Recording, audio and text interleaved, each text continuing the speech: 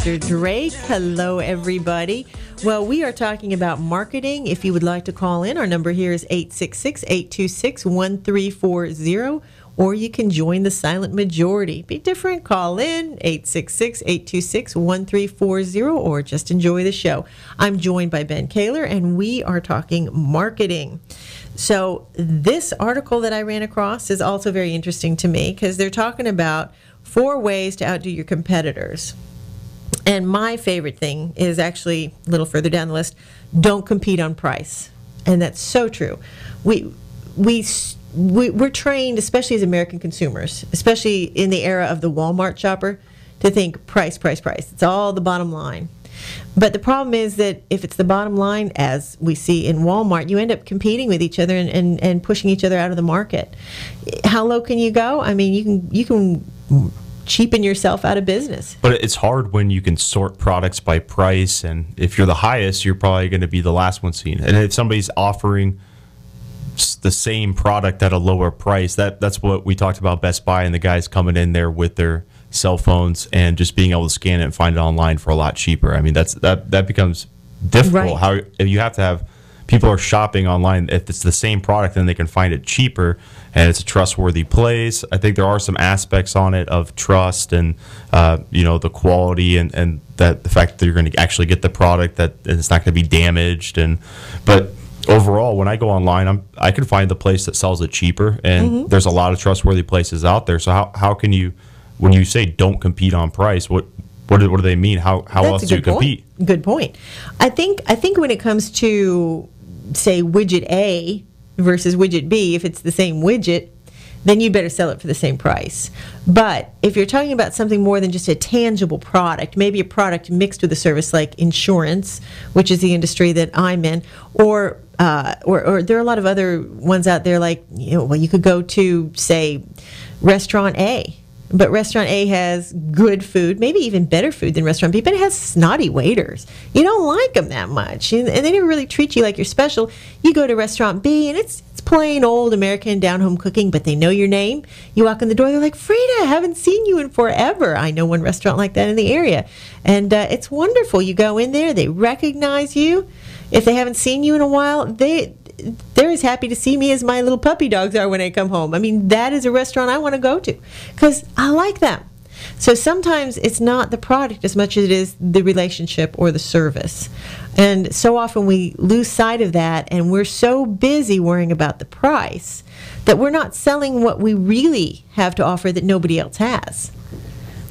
Good service sells. I understand that. I think probably the initial thing going on any customer's mind is how much does it cost, and that's going to be one. If you have too high prices and you're not out there judging what your competitors are actually pricing their things for, I think you're going to end up getting skipped over a lot. Especially if you're selling anything that has to do with e-commerce. I think that's probably the most competitive area, and it's so easy. There's so many platforms for you to go in there, and like I said, you can sort it by price.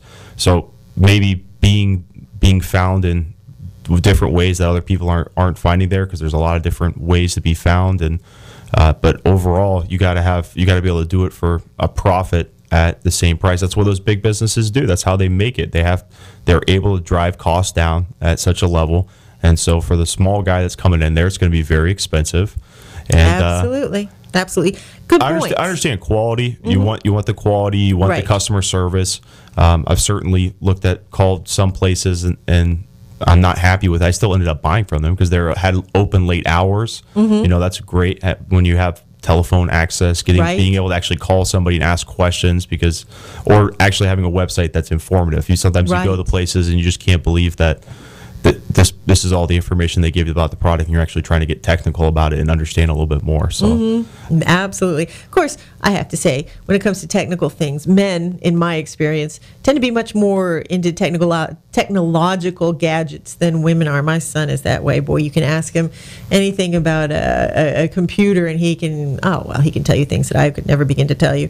It's just one of those things. But on the other hand, if it was something that I was interested in and I want to delve in, I really want information. it also says here you don't have to reinvent the wheel, which we know. I mean, if you did, you'd be in a lot of trouble. You just have to make it more appealing. You can have it be similar in service and in quality, but you just want to make sure that you have something again that distinguishes it besides the basic characteristics of the product. And it talks about Starbucks. Starbucks sells coffee, so does Dunkin' Donuts. What makes the difference? Starbucks is trendy. Starbucks appealed to the yuppies at the time. Starbucks knew how to market and make it look very elegant to walk into the office with a cup of Starbucks coffee as opposed to a cup of coffee from the local gas station. It also says, of course, be customer-centric.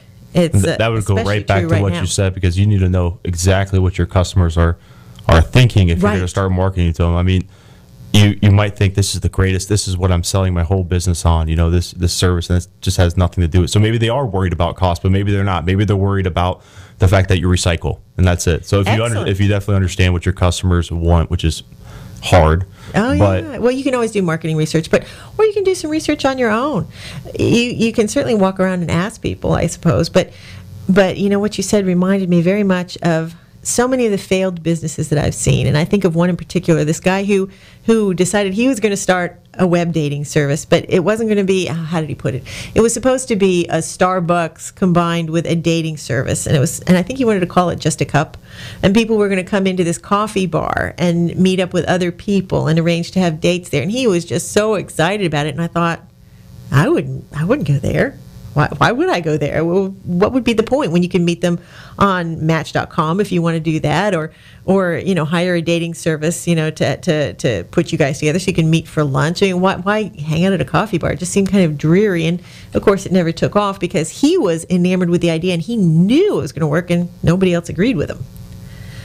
So, they also say saturation can mean strength, which I disagree completely.